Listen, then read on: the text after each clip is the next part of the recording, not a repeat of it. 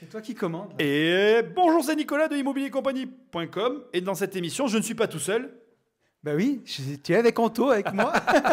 Salut Anto, merci d'être avec nous. Tony, alors moi je t'appelle Tony, mais Oui, c'est Anthony. Bon, salut voilà. Nico. Bah, c'est Anto ou Tony, tu vois, ça dépend des gens, mais Ouais, c'est voilà. Ça fait longtemps que vous ne l'avez pas entendu sur l'émission. On en parlait tout à l'heure. 4 ans, 5 ans. Et je te dirais au moins 3 ans et demi, quoi. 3 ans et demi, Au moins 4 ans. sûr. Il était venu sur le podcast il y a longtemps et j'aime bien qu'il y ait du suivi. Alors là, pour le coup, le suivi, ça repassera parce qu'il y a eu 3 années. Bon, voilà. Donc là, je suis dans tes bureaux. Ouais, tout à fait. Et je te le précise quand même, cette émission, elle est aussi en vidéo sur YouTube si tu as envie de voir nos têtes. Parce que c'est un podcast, mais pour une fois, il y a une image. Ouais, complètement. On est dans mes studios. On les a inaugurés tout à l'heure parce qu'on a aussi fait un contenu pour ma chaîne. Pour mon livre Survivre à une crise financière, Yes. tu tapes crise financière, il apparaît en première page sur Amazon. J'en suis très fier, avec ou sans accent. Donc, je te remercie d'être là. Et du coup, tu sais ce qu'on va faire? Non. Eh ben, fais-nous un récap de ces 3 dernières années. Waouh. Mais en fait, non mais quand tu venais, juste je resitue pour ceux qui ne te connaîtraient pas, entre-temps le podcast a grossi. Donc quand tu étais venu, tu venais de créer ton podcast. Ouais, tout à fait. Tu n'avais pas les Gentlemen Investisseurs. Non. Parce qu'en fait, non, c'est bizarre parce que je suis passé dans les Gentlemen Investisseurs aussi, je J'étais crois. passé plus tard. Tu étais venu chez moi. Je crois qu'on avait fait ça en 2021, si je te dis pas. Ah de oui, oui, bêtises. tout à fait, tout à fait. Donc oui, il y a Ouais. quand même un suivi. Donc voilà. Et donc il y a eu les Gentlemen Investisseurs. Mais si, mais raconte-nous un peu tout ce Ouais, qui s'est c'était passé, toi où qui tu en es, étais mais succinctement. Après, on Ouais, va bien sûr. alors ça va être une discussion. On va se laisser aller et puis on verra où on atterrit. Hein. Moi, je te fais confiance. Quand j'étais venu te voir, moi, j'étais déjà avant tout un auditeur de ton podcast. Et je crois qu'on s'était vu en septembre 2020, parce que je m'en souviens, j'étais parti en vacances en 2020 après le confinement.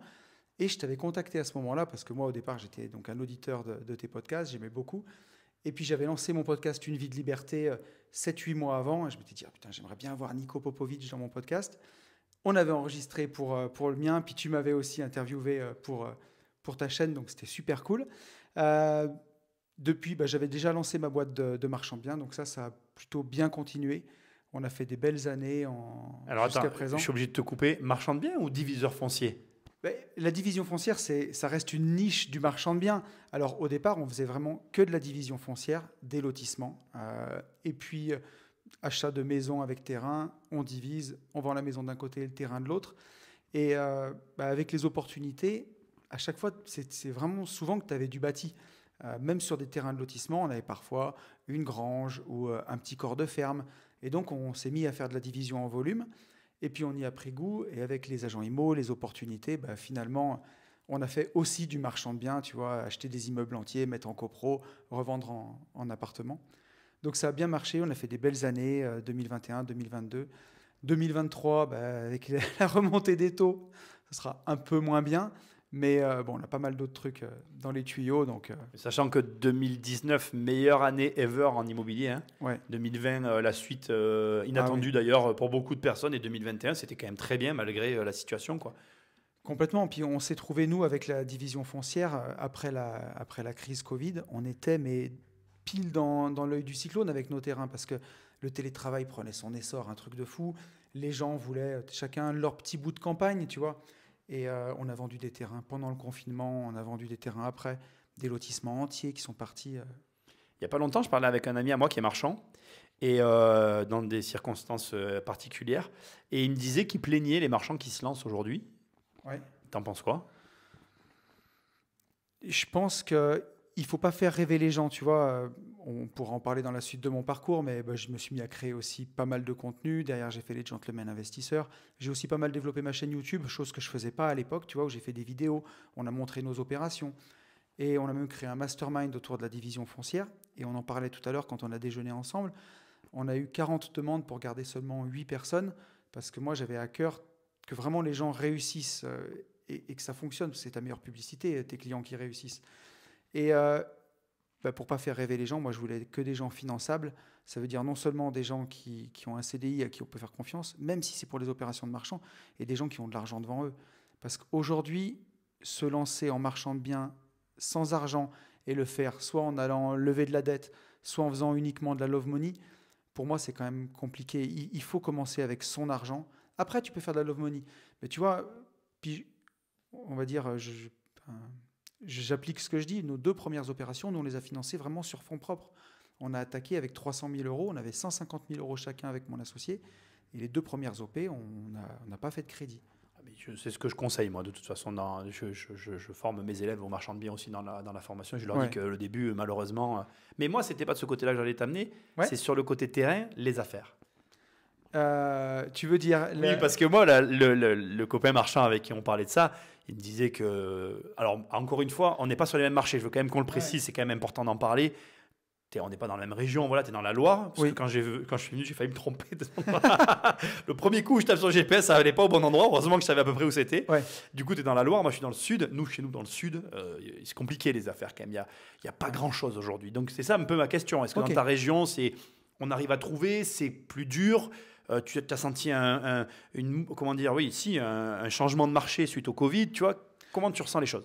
Ce que je peux te dire, c'est que chez moi, on est sur des petits prix dans la Loire. J'ai des marchands de biens, des amis qui sont à Lyon. À chaque fois, ils se foutent de moi quand ils me demandent combien je vends un terrain.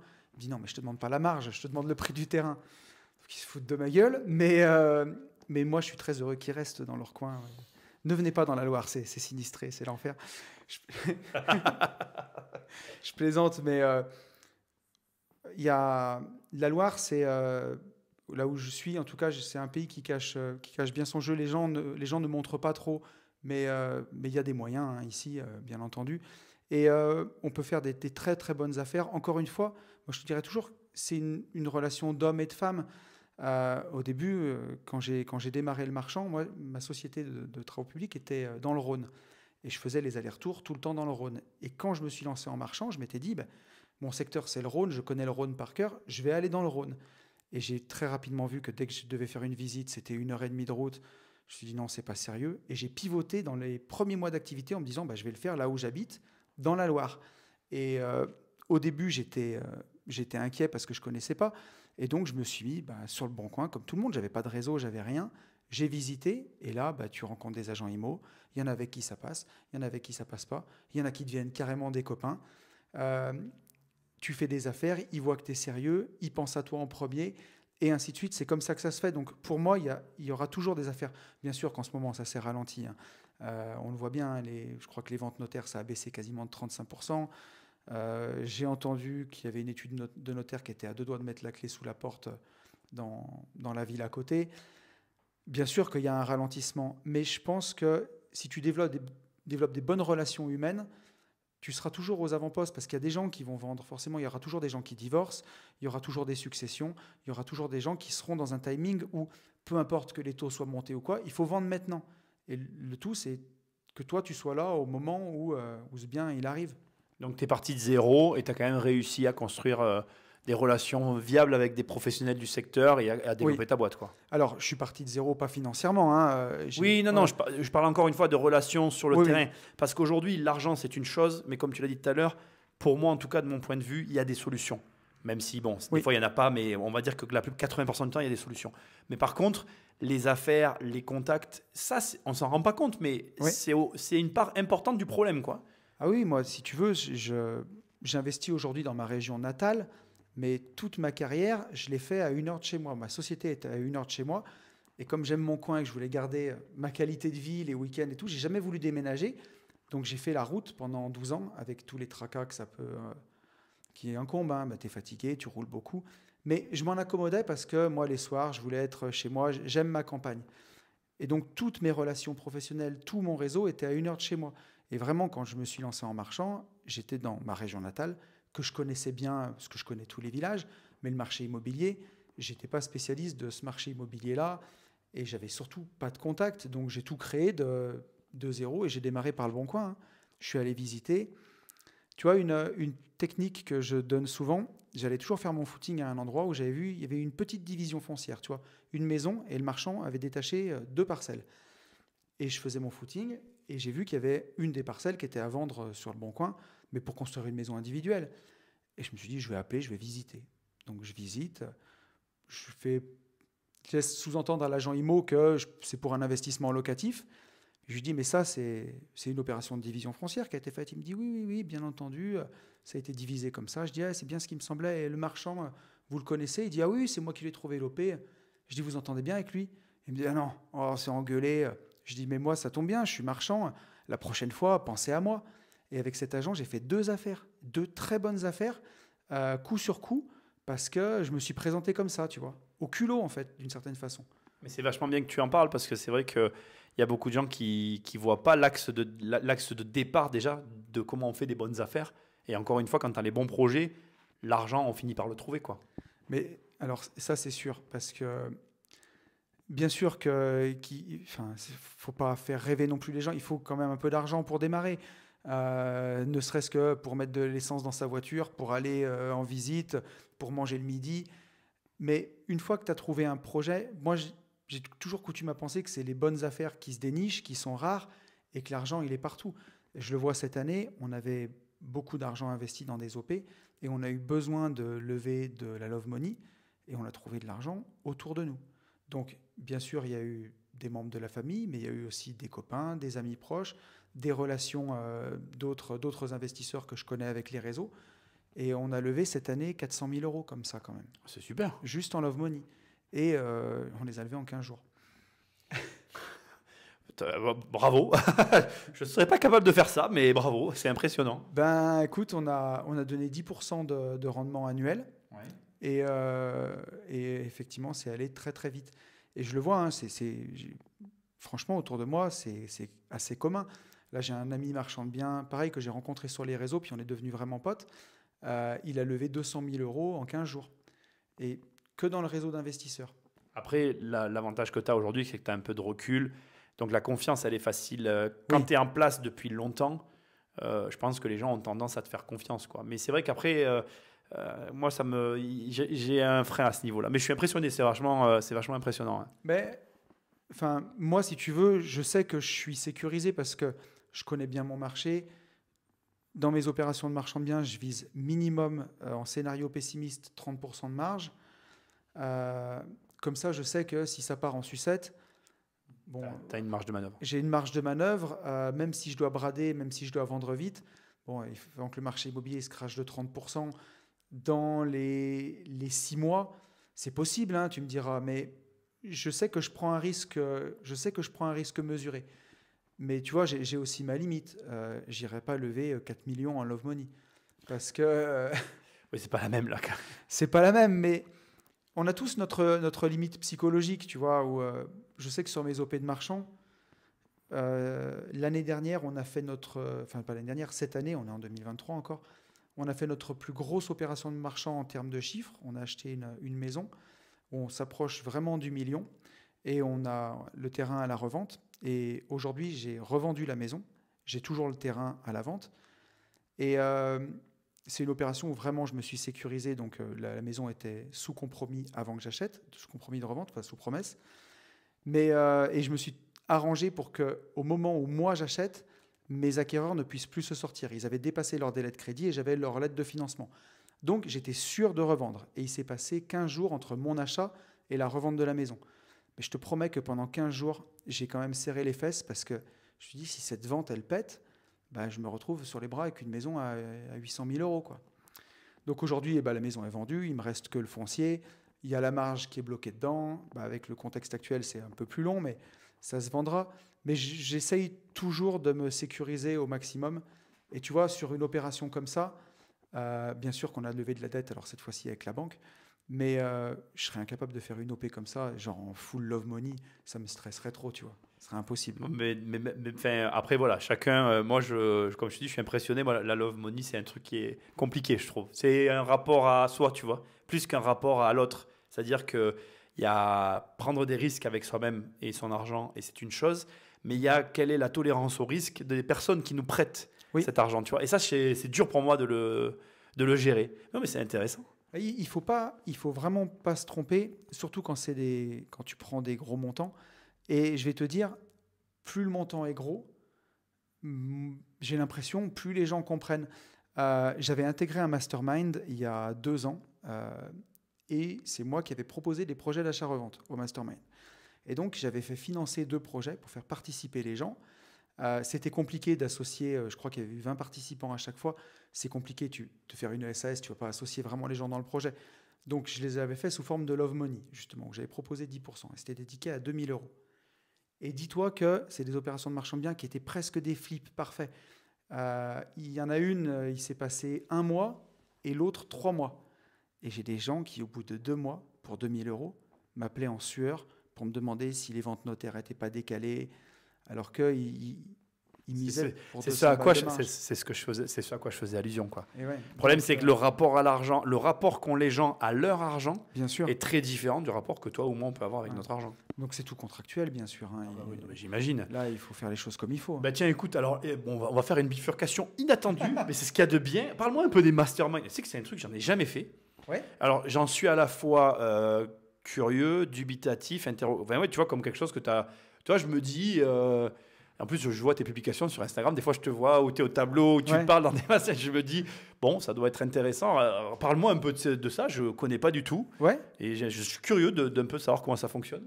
Ben, tu vois, il y a 2 ans, presque 3 ans, j'ai intégré un mastermind d'un formateur connu pour aller voir un petit peu comment c'était de l'intérieur. J'ai bien aimé, mais j'ai aussi été déçu d'une certaine façon parce que j'étais plutôt avancé. Et tu vois, au final, c'est moi qui ai proposé le projet d'achat-revente. Ça m'a interpellé quand tu l'as dit. C'est pour Ouais. ça que je te pose un peu la question. Moi, j'ai saisi une opportunité parce qu'il y avait quelque chose à faire à ce moment-là. Il y avait une place à prendre. J'y suis allé.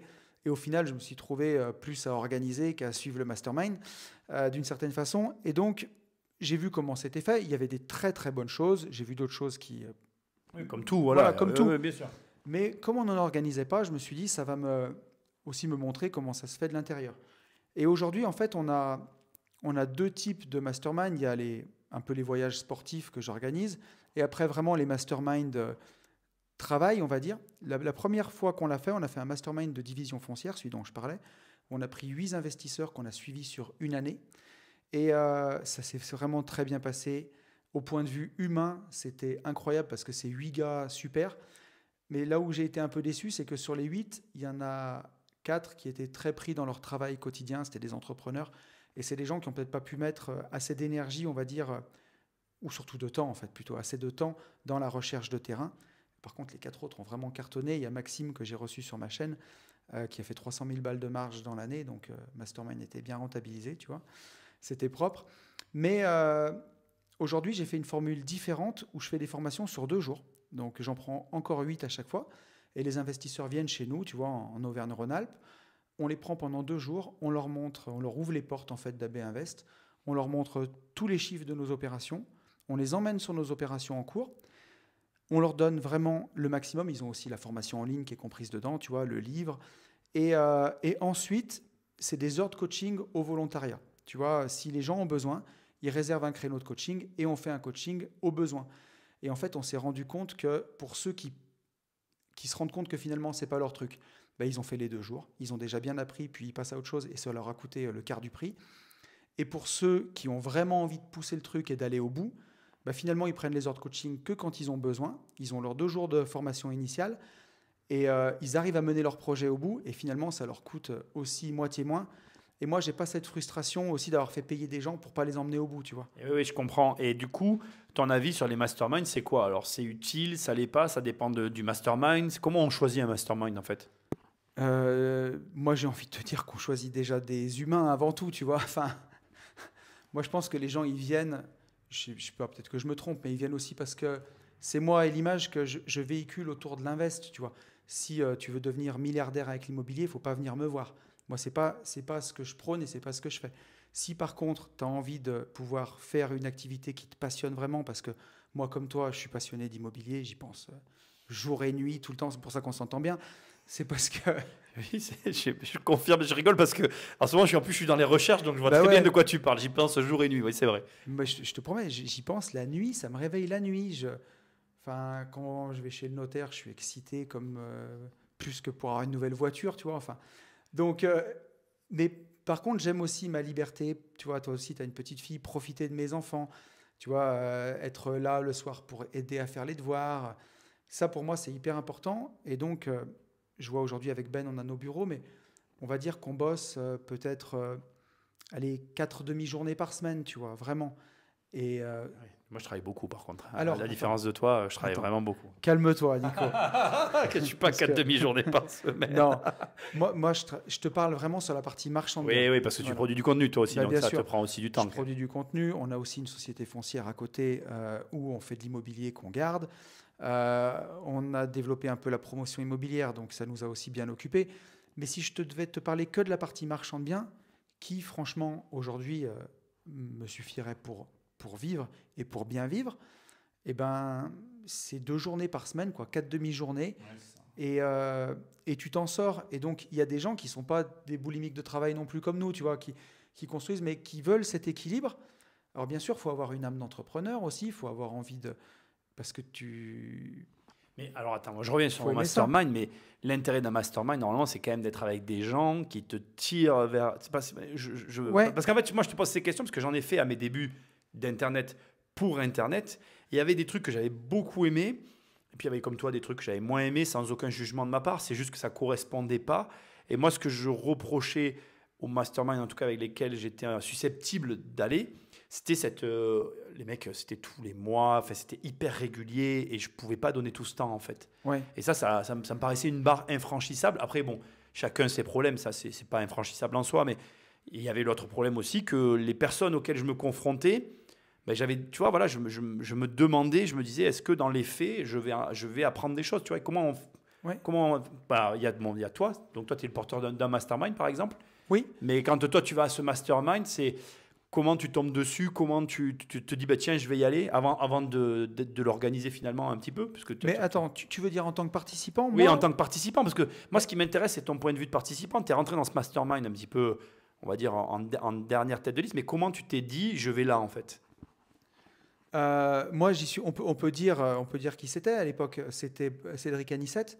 Et je suis rentré dans ce mastermind parce que c'est quelqu'un que moi j'ai toujours bien aimé, parce que par rapport à plein d'autres formateurs, il était père de famille déjà. Donc je me reconnaissais plus dans un père de famille que dans un gars qui a 15 ans de moins que moi et où c'est, tu vois, les cocotiers, le truc, où il a pas de famille et où je me reconnaissais pas. Ce que j'aimais bien aussi, c'est le côté multi-entrepreneur, parce qu'il y avait le côté business internet. Il y Ah, avait... voilà, dans le mastermind, il y avait d'autres choses quand Oui, même. Il n'y avait pas que l'immobilier. alors moi, c'était un mastermind que immobilier, mais je savais que j'allais pouvoir rencontrer Cédric, que j'allais pouvoir discuter et toutes ces choses-là. Donc, pour ça, c'était vraiment très intéressant. Et après, par contre, bah, il y avait beaucoup de débutants, si tu veux. Voilà. Ah oui, voilà, d'accord. Mais ça, on n'a aucun moyen de le savoir en fait au Non, départ. tu peux pas le savoir. Tu peux pas le savoir. C'est une surprise. Non, mais je te pose des questions parce que ça m'intrigue en fait, les masterminds. C'est un truc qui est récurrent sur Internet. Ouais. On en entend beaucoup parler et moi, j'en ai participé à aucun. Donc, je suis Mais- très intrigué par ça. Je t'avoue que c'est intriguant pour moi.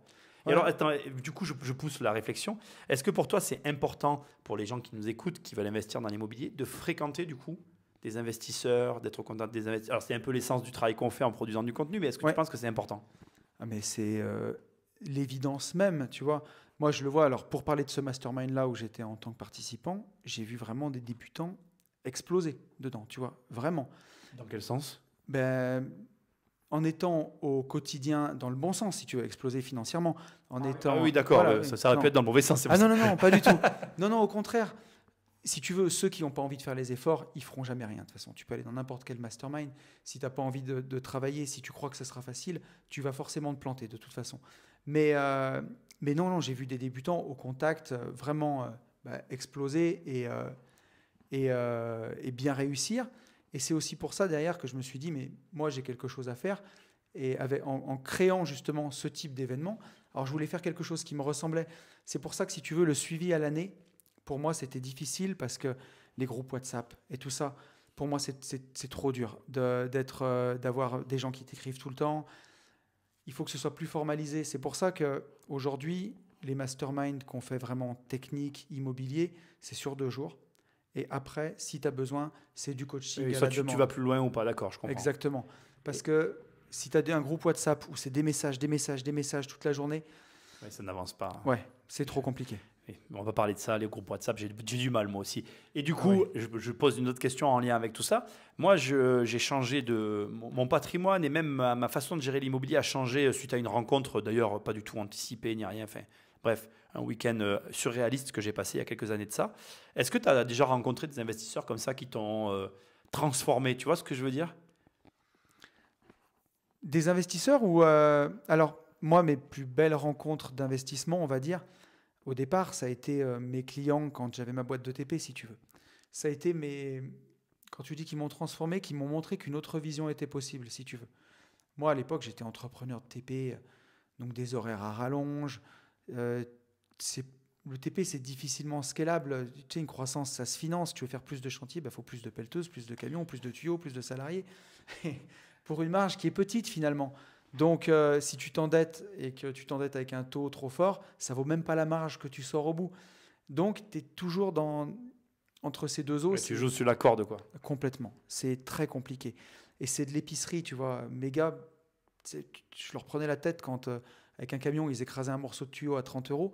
Mais je dis, vous êtes 18 équipes. Si 18 gars cassent un bout de tuyau à 30 balles, c'est 600 balles par jour. Si vous le faites tous les jours, c'est 12 000 euros à la fin du mois. Rendez-vous compte de tout ça. Et ils ne se rendaient pas compte. Et moi, ça me rendait fou. Et quand je voyais... Je rigole parce que la dernière fois, on comptait les frais bancaires. Nous, on fait beaucoup de virements. Ils nous prennent des centimes. C'est l'argent oui. qu'on laisse aux banques. Mais Mais non, oui. mais vous continuez. Mais je sais que tu es sensible à ça et que tu fais les mêmes calculs que moi. Donc, je te vois rigoler. Mais oui, parce que on fait vraiment beaucoup de virements tous les mois et on a ouais. vraiment des frais bancaires. Et comme tu dis, ça va. En fait, les gens se rendent pas compte, mais ça va extrêmement vite. En fait, Mais les bien marges sûr. se mangent des fois sur des détails. C'est sur des détails. Et quand je te parle de ça, il y a une année, pourquoi je te donne ce chiffre et à quel point c'est important, il y a une année, on a fait 8 millions d'euros de chiffre d'affaires et on s'est payé quand même, hein, mais on a fait 100 000 euros de marge à la fin de l'année. En brassant 8 millions.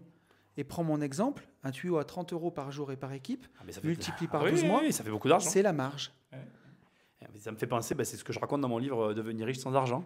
Quand je dis qu'un jour on fait une grosse opération de marchand, mais que quand on a tout payé, il reste sur le million. Finalement, pas tant que ça m'avait énervé, quoi. Et oui. Et j'ai un couple d'amis qui sont portugais et qui me disent avec des miettes on fait des tranches, avec des tranches on fait du pain, tu vois. Et c'est une expression portugaise. Elle est très bien. Ça me fait marrer parce que mais quelque part c'est ça, tu vois.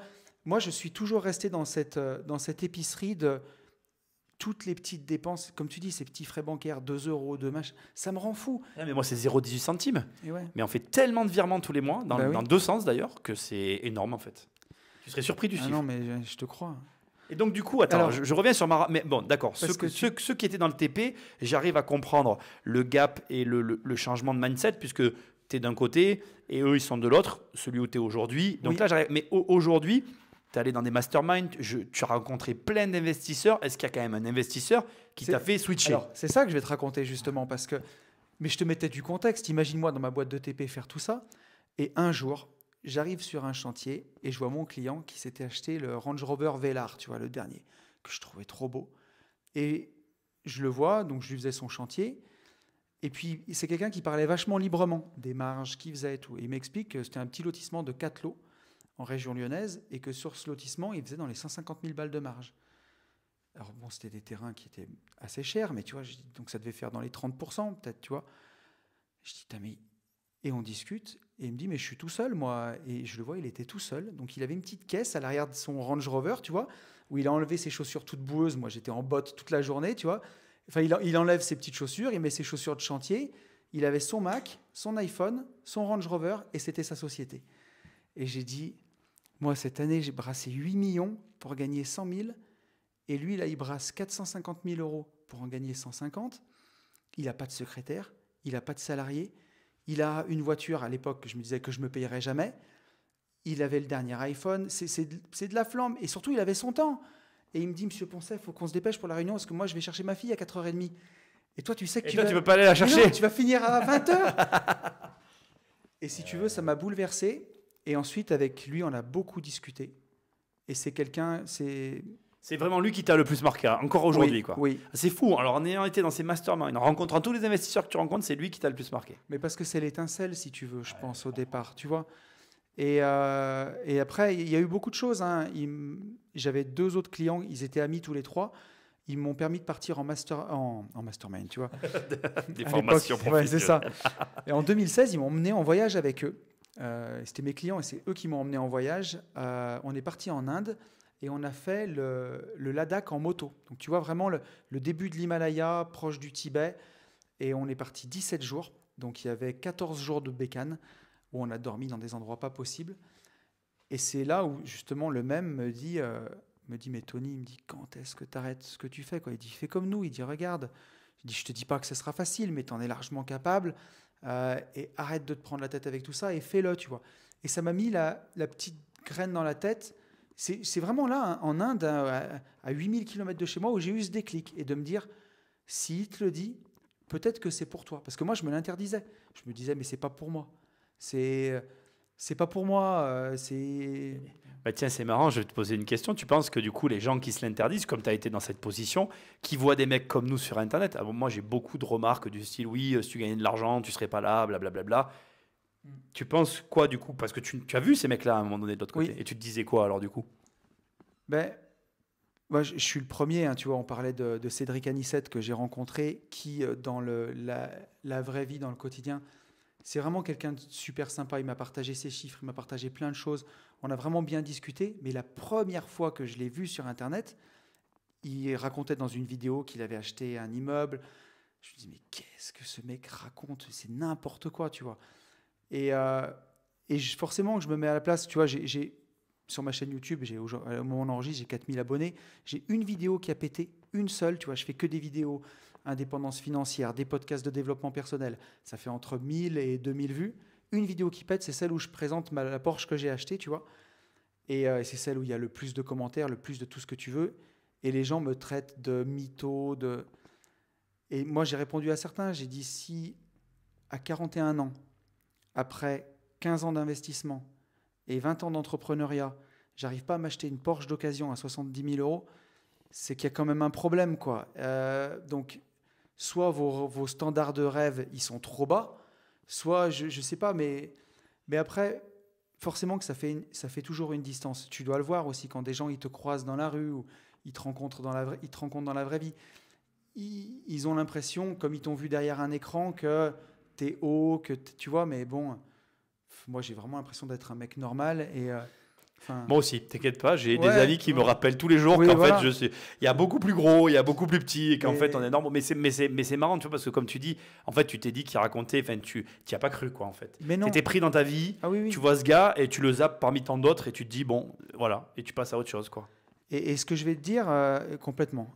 Et ce que je vais te dire, c'est que si on est là sur les réseaux à partager, moi, bien sûr que je peux couper la caméra et mes loyers vont continuer de rentrer. Je peux même arrêter le marchand de biens. J'ai suffisamment de loyers pour profiter de la vie. Mais quand tu fais des vidéos sur YouTube depuis 4 ans, qu'au bout de 4 ans, tu n'as, entre guillemets, que 4000 abonnés, c'est la passion au bout d'un moment qui drive. C'est ça peut pas être ta chaîne. Moi, j'ai eu 4000 abonnés à un moment donné sur ma chaîne YouTube, et c'est pas ça qui te fait vivre. Ben non, ça, c'est sûr. Enfin, alors forcément, tu vois, aujourd'hui, on organise des voyages. Je suis content que les gens prennent les voyages. On vend des livres. Je suis content que les gens m'achètent des livres. On fait des formations. Je suis content que les gens m'achètent des formations. C'est un peu ton applaudimètre, quoi, tu vois. Et quand tu fais quelques milliers d'euros tous les mois de vente, tu es content parce que ça te montre qu'il y a une communauté, il y a un engouement. Et puis surtout, au-delà de l'argent, quand tu rencontres les gens dans les soirées, tu vois, là, on a fait notre soirée de fin d'année des Gentlemen Investisseurs. On a 160 personnes qui ont payé leur place, qui sont venues pour passer la soirée avec nous au cabaret, pour se revoir, tu vois, pour venir nous rencontrer. C'est fantastique. Ça vaut tout l'or du monde, de ces moments humains. Mais tu le fais pour partager. Tu le fais parce que tu aimes partager. Je pense aussi, oui. Parce que tu peux pas tenir ce rythme. Toi, tu sais ce que c'est avec Immobilier Compagnie. Ça fait combien de temps que tu publies ton podcast? Le podcast, mais moi, le podcast a été. Le podcast, je le dis, j'ai pas honte. D'ailleurs, on est sur le podcast. Moi, je le dis, le podcast, je le fais autant pour moi que pour vous, en fait. Ouais. Moi, le podcast m'apporte autant qu'à mes auditeurs. Après, les podcasts, c'est vraiment, je pense, une niche à part. D'ailleurs, je continue le podcast parce que j'aime ce format, Oui. qui est un format à part. Mais après, c'est vrai que YouTube, c'est dur, YouTube. YouTube, c'est très dur. Ouais. Moi, tu vois. Mais tu as du courage pour le coup. D'ailleurs, voilà, si ta chaîne, c'est une vie de liberté, n'hésitez pas si vous voulez voir ce que fait Tony. Mais normalement, comme on s'est déjà vu sur la chaîne, on a une audience croisée. Il y en a certains d'entre vous qui le connaissent. Il y en a qui on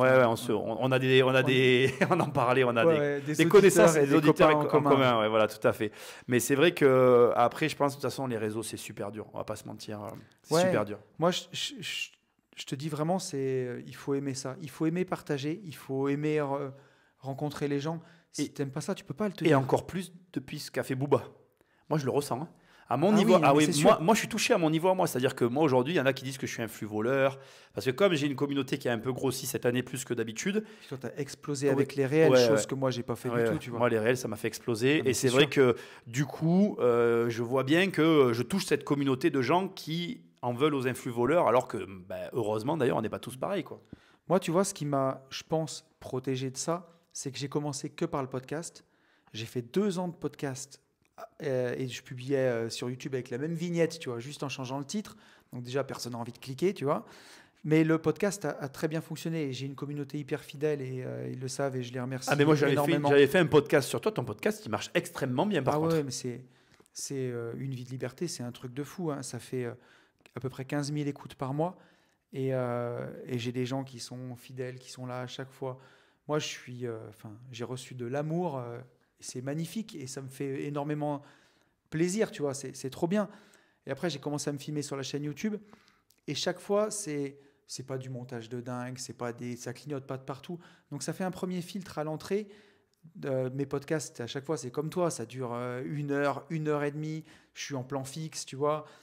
Il faut avoir envie de voir ça, donc ça fait quand même du tri par rapport à des vidéos courtes. Moi, c'est sûr qu'il y a c'est du tout venant, quoi. Ouais. Ça touche beaucoup plus de monde. Mais c'est intéressant. Et alors, est-ce que tu penses, du coup, que tout le monde est capable de développer ses finances et de devenir. Alors, moi, j'ai du mal avec tous ces termes d'indépendance financière, mais est-ce que tu penses que tout le monde peut devenir indépendant financièrement ou il y a vraiment, comme tu dis, une barrière à l'entrée, comme avec les vidéos, etc. Ou non, en fait? Je pense que tout le monde peut le devenir. Après, est-ce que c'est fait pour tout le monde? Je ne suis pas certain. Et tu vois, même moi-même, dans ma réflexion, j'ai énormément évolué là-dessus. Quand j'ai commencé une vie de liberté en 2019, je sortais de 12 ans d'entrepreneuriat lessivé, rincé. Et moi, je voyais vraiment ça en mode rentier, tu vois. J'avais fait mes loyers, j'avais remplacé mon salaire, donc j'avais autour de... J'avais une moitié qui venait de la bourse, une moitié qui venait de l'IMO, donc on va dire que ça devait faire 4 000 euros en tout, tu vois, à peu près. Un peu plus de loyer, peut-être 2 500 de loyer, 1 500 de bourse si tu lisses. Et je m'étais dit, je vais vivre avec ça et je ne ferai plus rien. Puis j'ai tenu 2 mois, tu vois, avant de monter la boîte de marchand de biens. Mais je voulais vraiment rien faire. Je voulais vraiment me reposer. J'avais besoin de me reposer. Et puis après, tu te prends au jeu de l'IMO, tu vois ce que tu peux faire. J'ai le marchand de biens, ça m'a passionné. On a financé ces 2 opérations en fonds propres. Le banquier, après, nous a dit, les gars, finissez ça, puis après, vous verrez. Donc, on a eu beaucoup de temps. On a écrit le bouquin. Ensuite, j'ai lancé une vie de liberté. Et c'est ça qui m'a donné toute cette envie de continuer. Et donc, forcément, avec le temps, le marchand de biens a marché. On a créé un écosystème autour de ça. Et on a eu envie de pousser. Et au final, ce que je veux dire par là, c'est que ce qui compte, c'est juste d'être heureux. Tu sais, quand tu creuses vraiment, moi, j'ai des gens en coaching qui me disent « Ouais, Tony, je veux 1 million d'euros de patrimoine net, c'est le plus rapidement possible. Il faut que tu m'aides. Comment arbitrer ?» Je dis « Mais en fait, qu'est-ce que tu feras quand tu auras 1 million ?» Il dit ça me permettra d'aller chercher ma fille à l'école et de finir plus tôt. Je dis mais est-ce qu'on peut pas déjà, dans ton boulot, le réorganiser pour que tu puisses déjà faire ça? Et là, tu n'as pas besoin d'1 million. Et en fait, c'est des trucs que les gens voient même pas. Et des fois, tu vas chercher ta fille, ça te rend heureux. Parce que le chemin, il est aussi important que le but, finalement. Est-ce que c'est vraiment le million qui te rend heureux ou est-ce que c'est toutes les aventures que tu as eues sur le chemin? Et en plus, tu vas pouvoir le dire, mais moi, j'ai 2 formations, une qui s'appelle 1 million et une qui s'appelle 10 millions. Ouais. Et franchement, j'ai 80% des gens qui s'arrêtent à 1 million, en fait. Hein. Mais c'est sûr. Parce que quand tu vois, pour arriver à 10, il faut être forcément entrepreneur. Tout ce qu'il faut faire, il y en a qui le prennent et qui voient Oui. et qui se disent, bon, Mais... on va s'en tenir au million, ça sera très bien. Ah ouais, je suis d'accord avec toi. Ce qu'il faut, c'est un équilibre. C'est forcément que l'argent, ça aide bien au bonheur. Hein. Je veux dire, on est dans un monde où tout coûte cher, où tu veux faire n'importe quoi. Ah, aujourd'hui, je m'excuse, je te coupe, j'associe plus l'argent au bonheur. Comme on en a parlé dans ton podcast, du coup, pour moi, le bonheur, c'est juste de se dire qu'on est heureux. L'argent, c'est comme avoir 2 jambes et 2 bras. Bon, ben voilà, il les faut pour vivre, quoi, c'est tout. Hein. Oui, exactement. Forcément que si tous les mois tu galères pour payer des vêtements à tes enfants ou leur donner à manger, bien sûr qu'un peu plus d'argent, ça fera le taf. Mais tu vois, il y a une anecdote que je raconte tout le temps qui est dingue. Un autre client, alors il y a le même Range Rover Velar dans l'histoire, parce qu'ils étaient deux à l'avoir, tu vois. Mais quand j'étais entrepreneur de TP, je faisais des plateformes industrielles. Et j'avais un de mes clients qui investissait énormément là-dedans. Il avait à la fois un bureau d'études de conception et une société d'investissement là-dedans. C'est quelqu'un qui avait une réussite énorme. Il avait une magnifique maison sur les hauteurs de Lyon. Je lui avais fait toutes ses VRD. C'est une maison qui, à mon sens, à l'époque, valait déjà dans les 10 millions d'euros. Donc c'est quelqu'un qui avait dépassé vraiment ces plafonds-là, tu vois. Je ne sais pas l'estimer, mais si la maison valait déjà 10 millions, c'est peut-être quelqu'un qui avait entre 20 millions d'euros de patrimoine. Vraiment quelqu'un d'extrêmement riche, tu vois. Peut-être même plus. Peut-être même plus. Et puis un jour, on faisait la plateforme industrielle, on avait fait toute la réunion, et c'était, je ne le savais pas, mais c'était dans sa ville d'enfance. Et tu vois, on était sur une butte, puis à un moment, je lui montre ça, je dis voilà, là on a raccordé les réseaux, puis je me retourne, il n'y était plus. Et il était 4-5 mètres de moi, les yeux dans le vide, à regarder une route. Et je dis, on continue, il me dit, venez voir monsieur Poncet.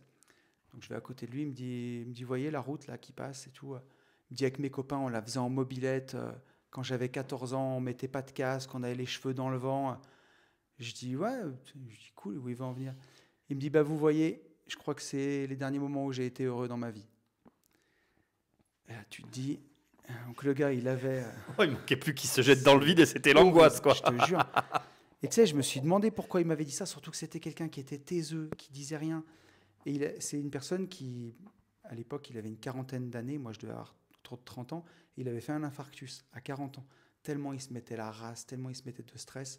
Et justement, lui, il venait d'avoir le Range Rover Velar, tu vois. Et je me disais, quand tu as des affaires qui tournent comme ça, quand tu as une si belle voiture, quand tu as une maison aussi belle, pourquoi tu n'es pas heureux?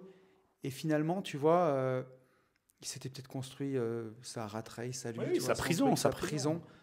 Et au final, tu connais pas sa vie. Peut-être qu'il avait des actifs énormes et aussi des dettes énormes et des soucis et tout ce que tu veux. Et au final...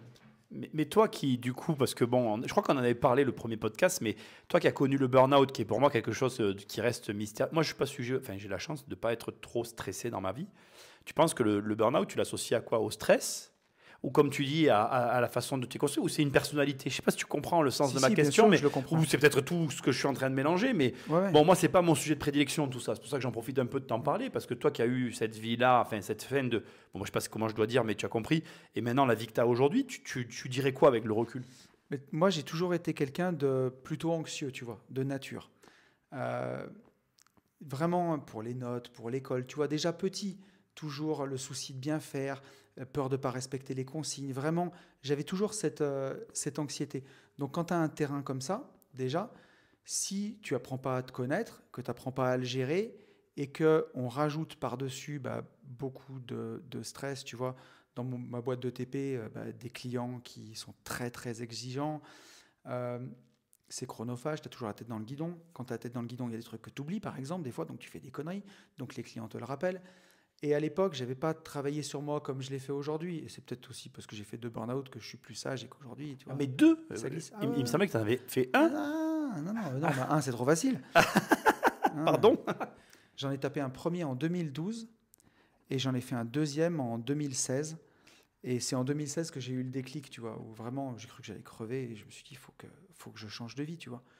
Mais j'ai toujours investi. Depuis 2008, j'ai acheté mon premier immeuble début 2009. J'ai fait construire le deuxième en 2012. Et j'ai toujours acheté ou une maison ou un appartement toutes ces années. Donc je me rajoutais en plus ça par-dessus les horaires de boulot. Et c'était d'ailleurs une bénédiction parce que heureusement que j'avais fait ça. C'est ce qui m'a permis derrière de pouvoir quitter mon boulot sereinement. Mais quand tu as déjà ce terrain-là, que tu ne travailles pas dessus et que tu es sujet forcément à la culpabilité, tu vois, pour moi, les réussites étaient collectives et les échecs étaient les miens. Si on avait fait un bon chantier, c'était grâce à mes gars, c'était grâce à mon mec qui avait bien fait le devis, c'était grâce au client qui m'avait donné le chantier. Puis si on ratait, c'était toute ma faute. Et quand tu as des gens qui, en plus, j'ai rencontré des manipulateurs, des clients manipulateurs dans mon boulot, qui savent appuyer sur le bouton, tu pètes un plomb un jour, quoi, tu vois. Et aujourd'hui, ça pourrait plus m'arriver parce que je me respecte, parce que je saurais mettre la limite avant. Les gens ne vont jamais aussi loin que jusque là où tu les laisses aller, si tu veux. C'est très, très vrai ce que tu viens de dire, je suis complètement d'accord. Et moi, je ne savais pas mettre mes limites à l'époque. J'étais corvéable à merci, tu vois. Oui, donc il y a quand même une partie de la responsabilité des personnes qui subissent ce genre de situation. Alors attention, je parle de mon cas personnel. Hein. Je voudrais Ah oui, pas d'accord, oui. Non, mais que des gens j'essaye de qui- comprendre. ouais, Oui, tu as raison. que t'as les raison. gens qui subissent ce burn-out leur dire bah, c'est de votre faute. Moi, je ne dis pas que c'était. Enfin, moi, j'aime bien la responsabilité, tu sais. Moi aussi. C'est pour ça que je te pose. C'est pour ça que je vais sur ce terrain. Ben, moi, je m'appelle une vie de liberté. Et pour moi, liberté, ça rime pas avec sécurité, tu vois. Ça rime avec responsabilité. Et j'aime bien me dire que je suis responsable parce que c'est dire que j'ai la main, que je subis pas et que c'est moi qui commande et que c'est moi qui décide. Et j'ai le sentiment que je me suis sorti aussi de ces burn-out parce qu'un jour, j'ai décidé que c'était fini et que ça irait mieux, tu vois. Ben, c'est un sacré parcours, écoute, c'est vraiment cool. Non, mais c'est cool d'en parler parce que moi, tout ça, c'est vrai que c'est pas mon domaine. Moi, le travail a été mon exutoire et un peu tout. Ouais. Et du coup, voilà, non, mais c'est très très bien. Ben, écoute, merci en tout cas de parler de tout ça. Merci, Nico. Où est-ce qu'on te retrouve? Ben, sur ma chaîne YouTube, Une vie de liberté, c'est le plus simple. Et puis là où je suis plus présent, c'est sur Instagram. Si vous voulez me communiquer avec moi, m'envoyer un DM, je réponds à tout le monde. C'est vrai que tu es très actif sur Instagram. Ouais, alors j'ai réussi, tu vois, à savoir gérer Instagram. Je fais ma story, je l'éteins, je repasse en ne pas déranger. Et après, je m'octroie des plages où je réponds à tout le monde. Mais c'est vrai que pour moi, c'est important de répondre aux gens. Et puis voilà, je peux encore le faire. Donc, je m'en occupe. Bon, ben super. Ben, écoutez, c'était un podcast original, mais je suis content de l'avoir fait. Et Merci puis, à toi. j'espère qu'on te reverra bientôt sur la chaîne pour avoir un suivi. Avec un grand plaisir. Merci, Nico. À bientôt. Salut. Salut.